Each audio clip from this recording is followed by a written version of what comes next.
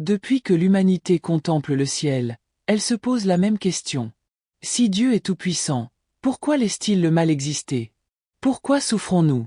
Pourquoi la mort, la guerre, les injustices, les maladies? Est-ce que Dieu a créé le mal? Ou est-ce une conséquence de quelque chose qui vient de nous? Ce questionnement n'est pas seulement religieux. Il a traversé les philosophes, les historiens, les théologiens, les prophètes, et même les plus grands penseurs modernes. Aujourd'hui, on plonge profondément dans ce mystère. À travers les 3 religions monothéistes, mais aussi à travers les hommes qui ont façonné la pensée humaine. Ensemble, on va explorer comment ce sujet a influencé les mentalités, les empires, les cultures, et notre façon de comprendre la vie. Mais avant de continuer, rassure-toi d'avoir appuyé sur le pouce, de t'abonner et d'activer la cloche. Si cela est fait, commençons notre analyse par le point de vue des 3 grandes religions monothéistes. Le judaïsme, le mal comme privation et comme tension intérieure. Dans la tradition juive, le mal n'est pas une création indépendante. Il n'existe pas comme une entité autonome. Le mal est ce que le philosophe juif Maïmonide appelait une « privation du bien ». C'est l'absence de lumière, comme l'ombre qui apparaît lorsque la main cache la lampe. Le judaïsme distingue 2 forces en l'homme. Yetzeatov, l'inclination au bien. Yetzehara, l'inclination à suivre ses désirs impulsifs.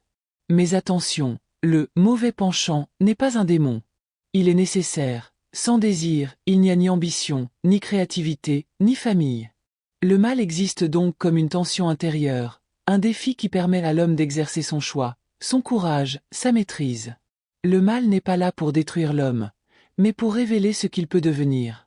Le christianisme, le mal comme conséquence d'un choix libre. Dans la tradition chrétienne, le mal est souvent associé à la chute, à la désobéissance d'Adam et Ève. Mais les plus grands penseurs chrétiens ont dépassé cette simple lecture. Saint Augustin, par exemple, affirme que Dieu n'a pas créé le mal. Le mal est la privation du bien. Le mal moral naît du mauvais usage de la liberté humaine. Pour Augustin, Dieu n'a créé que des êtres bons. Mais leur liberté leur permet aussi de mal choisir. Plus tard, Thomas d'Aquin développera une idée similaire. Le mal est un déficit, une corruption du bien. C'est comme une maladie. Elle n'est pas une création, mais une altération du corps. Le mal n'est donc pas une force, mais une déformation. Et dans la pensée chrétienne, Dieu permet le mal. Non parce qu'il est faible, mais parce qu'il veut que l'homme devienne acteur, responsable, capable d'amour véritable. L'islam, le mal comme élément d'épreuve et de discernement. Dans l'islam, Dieu crée tout, mais il ne force personne à faire le mal. Le Coran dit: le bien et le mal ne sont pas pareils. Repousse le mal par ce qui est meilleur. Sourate 41 verset 34. Le mal est lié à plusieurs réalités. Le libre arbitre humain. Nous l'avons guidé dans les 2 voies, il lui appartient de choisir. Sourate 90 verset 10. Le rôle d'Iblis, Satan. Non pas un dieu du mal, mais une créature rebelle qui ne peut que suggérer. L'épreuve, Fitna. La vie est décrite comme une série de tests. Nous vous éprouverons par le mal et par le bien, en tentation. Sourate 21 verset 35.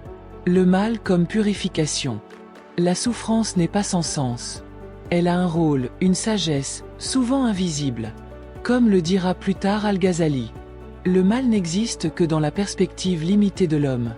Du point de vue de Dieu, toute chose a une sagesse parfaite. Alors que nous disent nos grands penseurs. Depuis l'Antiquité jusqu'à aujourd'hui, des esprits brillants ont essayé de comprendre ce mystère. Les penseurs grecs. Platon, le mal vient de l'ignorance.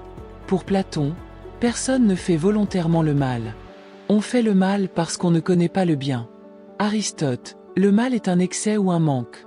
Le mal serait un déséquilibre. Trop ou pas assez d'une bonne chose. Les penseurs médiévaux. Saint Augustin. Comme vu plus haut. Le mal est l'absence du bien. L'homme en est responsable par son choix. Thomas d'Aquin. Il renforce l'idée que Dieu ne peut créer le mal puisqu'il est pure perfection. Le mal est une déformation, jamais une essence. Les penseurs modernes. Leibniz, le meilleur des mondes possibles. Même si le mal existe, ce monde serait le meilleur pour réaliser le bien ultime. Kant, le mal radical. L'humain a une inclinaison réelle à se préférer lui-même avant la justice. Le mal est alors inscrit dans notre liberté. Nietzsche, le mal comme construction morale. Pour Nietzsche, le mal n'existe pas en soi. Il est créé par les hommes pour contrôler d'autres hommes. De ce fait, quel impact ce sujet a apporté dans le monde?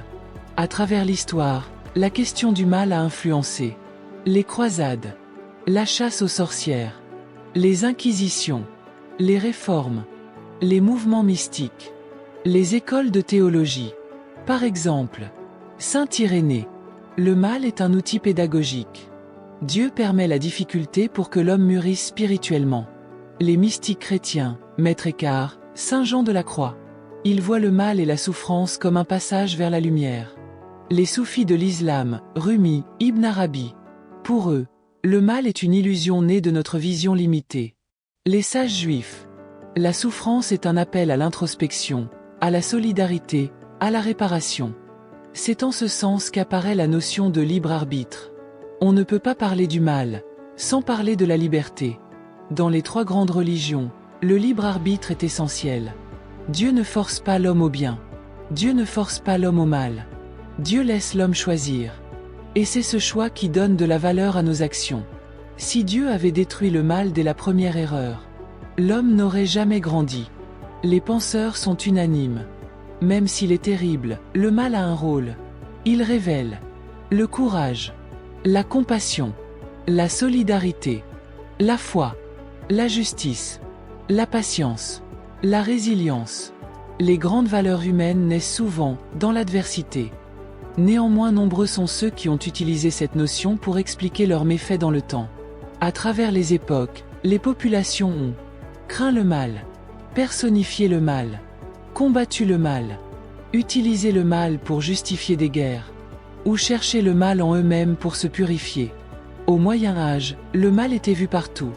Dans les catastrophes, les maladies, les étrangers. À la Renaissance, on commence à le comprendre. À l'époque moderne, on le questionne. Aujourd'hui, on le psychologise. Chaque époque redéfinit le mal. Mais la question reste la même. D'où vient-il? Après tout ce voyage, une idée se dégage. Le mal n'est pas une création indépendante. Le mal est une conséquence, une possibilité, un miroir, un choix, un test, une ombre révélée par la lumière.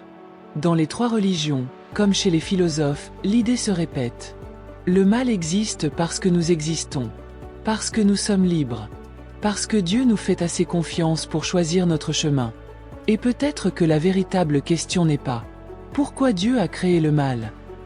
mais plutôt « Qu'est-ce que je choisis de faire face au mal ?»